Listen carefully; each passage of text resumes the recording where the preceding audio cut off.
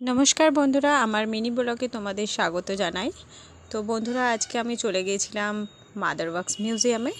তো প্রথমেই আমরা টিকিট কাউন্টারের দিকে এগিয়ে যাই। তো সেদিনটা ছিল ন্যাশনাল হলিডে। তো সেদিন টিকিটটা নিয়েছিল 150 রুপিস। আর তারপরে আমরা টিকিট কেটে ভেতরের দিকে প্রবেশ করি। তো ফার্স্ট যার মূর্তি আমি দেখতে পাই তিনি হলেন আর কেউ না, আমাদের মহাত্মা গান্ধী। আর তারপরে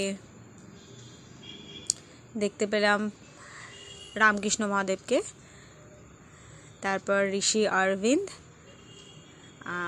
সিস্টার ভগিনী নিবেদিতা, মাদার টেরিজা। খুবই সুন্দর ভাবে তৈরি করা হয়েছে, খুবই ভাল লেগেছে। আর সবথেকে মজার বিষয় হচ্ছে এখানে শুধু যে দেশপ্রেমী শুধু তারা না, সবাইয়ের খুব সুন্দর প্রতিচ্ছবি এখানে ফুটিয়ে তোলা হয়েছে।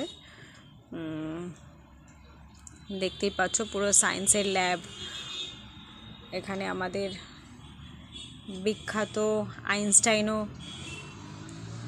রয়েছেন এবং সাথে পুরো সঙ্গীত জগতের সবাইকে এখানে তুলে ধরা হয়েছে। সবাইকে খুব খুব সুন্দর সাজানো হয়েছে, খুবই ভালো লাগছে দেখতে।